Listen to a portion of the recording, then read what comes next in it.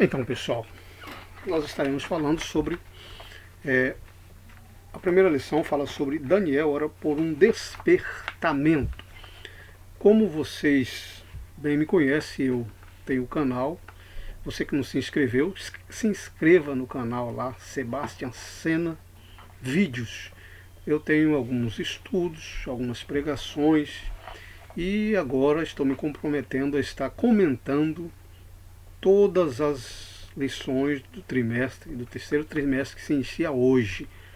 Claro que nós não estaremos aqui fazendo um estudo, porque não tem como fazer um estudo e eu também não quero ser cansativo. Então, vocês viram aí, aqueles que me seguem no canal, que eu procuro trazer de uma forma bem prática, tá?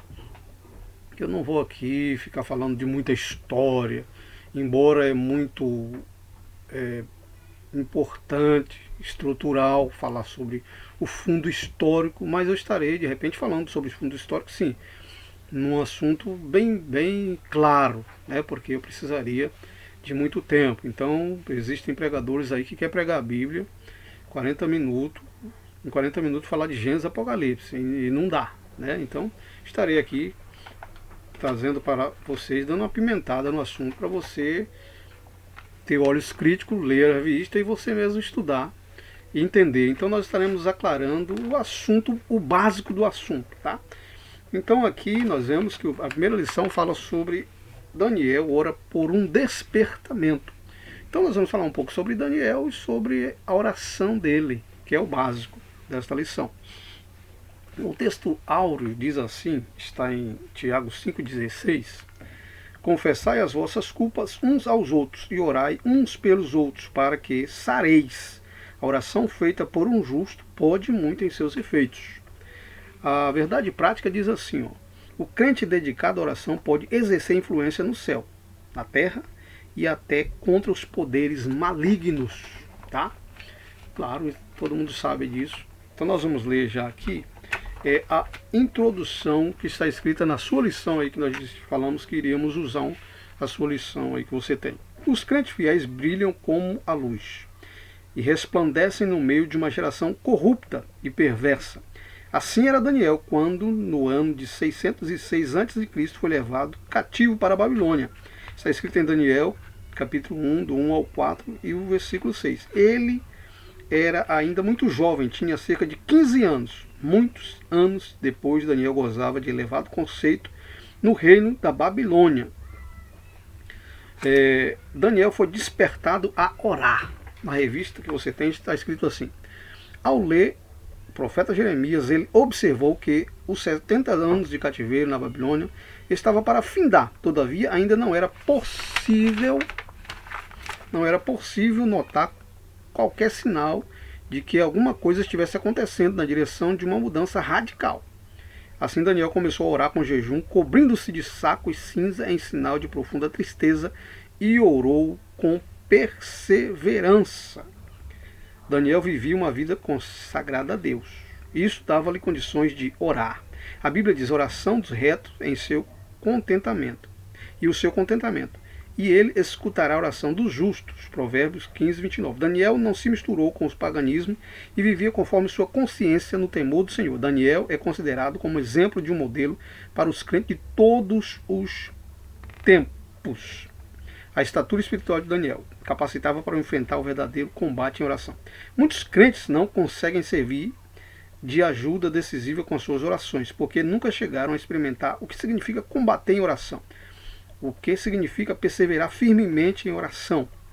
Somente visitam de vez em quando um culto de oração. Daniel, porém, tinha por hábito orar 3 vezes ao dia, quando sua própria vida, bem como o de seus amigos e a de todos os sábios de Babilônia, estavam em perigo. Daniel alcançou o livramento e a vitória através da oração. Daniel era, portanto, experiente na vida de oração. Então nós vemos aqui que, falando sobre Daniel, é interessante você saber quem era Daniel, onde que Daniel estava. Então a revista falou aqui que Daniel é um jovem hebreu, com uns 15 anos, que foi levado para a Babilônia cativo, junto com os jovens. Daniel foi levado para Babilônia. E é interessante que Daniel, as pessoas dizem muito que quando vê os jovens errando, adolescentes errando, eles dizem, não, mas essa idade é assim mesmo, eles erram. Essa idade assim tem que tolerar, porque eles erram, é fase da idade. Né? E o que mudou? Né? Porque Daniel ele era adolescente, estava ainda galgando a sua juventude, quando de repente é tirado do seu povo, do meio do seu povo, da sua tradição, dos seus costumes, e foi colocado no núcleo de tradições, costumes, leis totalmente diferentes da dele. Então, olhando para hoje, você diria, não, então esse jovem, se ele errar lá, não tem problema, porque é juventude, é adolescente, eles erram mesmo, e aí tem que tolerar. Mas ele foi tirado nessa idade ainda, quando estava no presente da sua vida, né, toda a força, todo o vigor, toda a inteligência. E aí Daniel é tirado e colocado, ele não foi colocado à margem, ele foi colocado lá no núcleo onde eram fundadas, criadas, sancionadas as leis, promulgadas as leis, os costumes. Ele foi colocado lá no núcleo, de onde no nascedouro de tudo isso. É interessante, nós vemos que Daniel, e aí diz uma coisa interessante, que Daniel, então, ele descobriu que os 70 anos de cativeiro estava chegando ao fim, ao ler o profeta Jeremias 29, do 10, ele observou que os 70 anos do cativeiro na Babilônia estavam para findar. Todavia, ainda não era possível notar qualquer sinal de alguma coisa, que alguma coisa estivesse acontecendo na direção da mudança radical. Então ele viu que os 70 anos estava chegando ao fim, e Deus ele colocou o povo ali. Deus ele disse que o povo iria para a Babilônia, porque Deus tinha um propósito. Deus tem um propósito em tudo. Deus tem um propósito em tudo. Deus tem propósito até na vida dos ímpios. Lembra de Nabucodonosor? Quando Deus ele disse que ele ia ficar 7 anos afastado dos homens, era um propósito de Deus. Então Deus tem propósito na vida até dos ímpios, e na sua, que é crente, que está me seguindo, que está lendo a Bíblia, que está estudando, que está com olhos críticos agora, né, tomando aí a sua Bíblia e examinando. Deus tem um propósito em tudo que acontece na sua vida. Né? Então Deus ele tinha um propósito, e Daniel viu, olha, os 70 anos está chegando e eu não vi mudanças radicais ainda. Mas a promessa de Deus ela cumpre. Então nós vimos aqui, olha só, o que Daniel ele leu em Jeremias 29, eu vou ler a partir do 1º até o 19.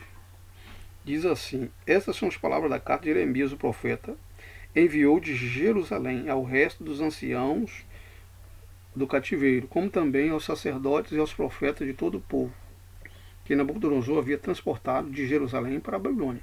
Depois que saíram o rei Jeconias e a rainha e os eunucos e os príncipes de Judá, Jerusalém, e os carpinteiros e os ferreiros de Jerusalém, pelas mãos de Elasa, filho de Safã, e de Gemarias, filho de Uquias, os quais Zedequias, rei de Judá, tinha enviado à Babilônia, a Nabucodonosor, rei da Babilônia, dizendo: assim diz o Senhor dos Exércitos, o Deus de Israel, todos que foram transportados, eu fiz transportar de Jerusalém para a Babilônia.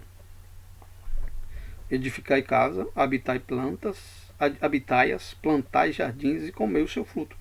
Tomai mulheres, gerai filhos e filhas, tomai mulheres para vossos filhos, e dai vossas filhas a maridos, para que tenham filhos e filhas. Multiplicai-vos ali, e não vos diminuais. Procurai a paz da cidade para onde vos fiz transportar. Orai por ela ao Senhor, porque na sua paz vós tereis paz. Assim diz o Senhor dos Exércitos, o Deus de Israel: não vos enganem os vossos profetas que estão no meio de vós, nem vossos adivinhos, nem deis ouvido aos vossos sonhos que sonhais, porque eles vos profetizam falsamente em meu nome. não os enviei, diz o Senhor. Porque assim diz o Senhor, certamente que passados 70 anos da Babilônia vos visitarei, e cumprirei sobre vós a minha boa palavra, tornando-vos a trazer a este lugar. Porque eu bem sei os pensamentos que tenho de vós, diz o Senhor, pensamentos de paz e não de mal, para vos dar o fim que esperais. Então me invocareis, ireis e orareis a mim, e eu vos ouvirei. Buscar-me-eis, me achareis quando me buscareis de todo o coração. E serei achado de vós, diz o Senhor, e farei voltar a vossos cativos, e congregar-vos-ei todas as nações de todos os lugares para onde vos lancei, diz o Senhor. Tornareis a trazer ao lugar de onde vos transportei. Porque dizeis, Senhor, o Senhor nos levantou profeta na Babilônia. Porque assim diz o Senhor a respeito do rei que assenta no trono de Davi, de todo o povo que habita nessa cidade, vossos irmãos, que não sairão convosco para o cativeiro. Assim diz o Senhor dos exércitos, eis que enviarei entre eles a espada e a fome, a peste, e falo-ei como figos podres, que não se podem comer, maus que são. Persegui-lo-ei com a espada e com a fome, com peste, dá-los-ei para andarem de um lado para o outro, entre todos os reinos da terra, para serem uma maldição, e um espanto, e um assobio, e um opróbrio entre todas as nações de onde estiver lançado.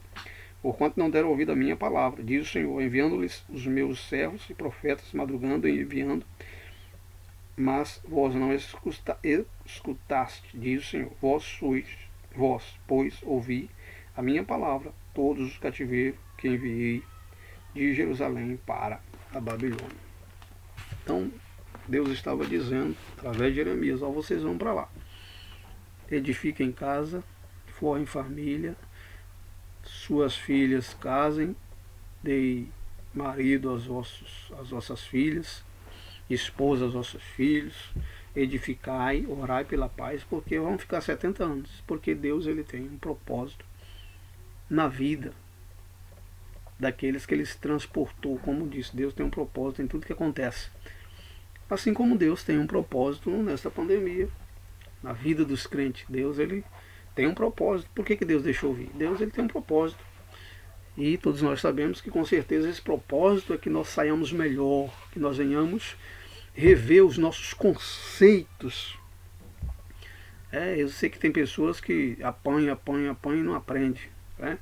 Mas eu tenho certeza que muitos crentes estão saindo melhores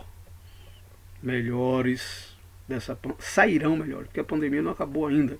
Então muitos pregadores que pregavam besteira, invenção, buscavam glória, queria glória para si, ficava querendo só fazer a sua agenda, sairão melhores. Muitos pastores que estavam deixando o povo de qualquer jeito sairão melhores. Tenho certeza que muitos ensinadores estarão agora olhando, né, para a Bíblia, para extrair o seu ensino. Tenho certeza que muitas pessoas sairão melhores, porque esse é o propósito. Deus, ele deixou o povo ir cativeiro, mas ele tinha um propósito, que o povo, quando saísse de lá, da Babilônia, que retornassem, deixariam a idolatria de lado e voltariam sanados. Então esse é o propósito de Deus, e Deus tem um propósito na sua vida, através dessa pandemia aí, que você vai olhando, examinando, e que você que saiamos nós melhores desta pandemia. Então nós vemos que Daniel, ele buscou esse avivamento através da oração. Ele orou a Deus, buscando esse avivamento, despertamento. Daniel ora por um despertamento. Ele ora. E é interessante que a lição da revista do trimestre diz o seguinte: os princípios divinos em tempo de crise. Então, os princípios divinos, ele não tem que ser extinguido na crise. Ele tem que permanecer firme, forte, como como estrutura. O crente não pode esquecer os seus princípios divinos, Por isso que Daniel para nós é um grande exemplo, porque ele tinha princípios divinos. E mesmo sendo levado ao cativeiro, ficando 70 anos lá, ele não abriu mão dos seus princípios divinos. Seus princípios éticos e morais não foram mudados. E se nós formos meditar na história, Daniel correu o perigo de morrer. Muitas vezes quiseram matar Daniel. E para ele falar a verdade para o rei Nabucodonosor e o rei posterior, o Medos e Persas, ele corria perigo de vida se ele falasse a verdade, mas ele não temeu, ele falou a verdade. Ele não adorou esses reis que queriam que ele prostrasse e adorasse. Mas Daniel, ele manteve os princípios divinos. Então, em tempo de pandemia, de crise, não importa, você tem princípio, nós temos princípios. E eles têm que permanecer, nós temos que persistir nossos princípios. Mesmo antes da pandemia, nós já víamos princípios divinos, éticos e morais no meio cristão sendo deixado de mão. Olha as igrejas, algumas igrejas antes e depois, no começo, no seu nascedouro aqui no Brasil, e agora, olha, os princípios são deixados para trás, éticos, morais, muitas convenções sendo feitas e até nas convenções sendo tratado e mudado princípios. Até nas convenções, princípios estão sendo mudados, tentando encaixar no meio dessa sociedade. Claro que muitas coisas, muitos homens de Deus estão aí preservando, mas existe o Sambalat e Tobias lá no meio dessas convenções querendo abrir mão de alguns princípios em conversões aí extraordinárias. Mas Daniel, por que a oração de Daniel funcionou? Porque Daniel orava e agia. A oração, olha só a palavra oração, é orar e agir. Orar e ação. Então muitas orações hoje de líderes, de crentes, não funcionam porque ora, mas não age. Daniel, ele orou, mas ele agiu. Só a questão de Daniel orar 3 vezes, ele correu perigo. É tanto que ele foi jogado nas covas dos leões. Porque a oração de Daniel já era uma oposição àqueles costumes ali. Foi colocado um edito lá que não podia orar, e Daniel, ele orou, e na própria oração ele já estava agindo. Então nós precisamos, para melhorar o nosso cristianismo, na igreja onde você congrega, que você lidera, seu ministério, você precisa orar, mas você precisa agir.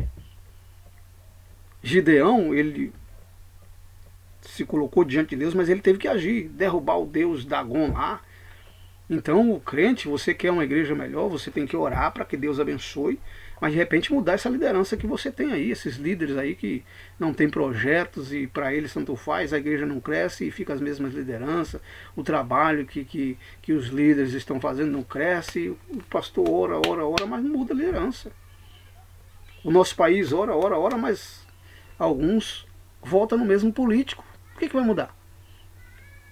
Então a nossa oração tem que ser acompanhada de ação. Daniel, ele orava. Daniel não perdeu seus princípios bíblicos, divinos e éticos, mas ele orava e agia. Quer jogar na cova dos leões? Joga. Quer jogar na fornalha de fogo? Joga. Mas ele orava e agia. Então eu e você, nós precisamos orar e agir. Então aqui fala sobre os princípios divinos em tempos de crise. Princípios divinos, orar, agir.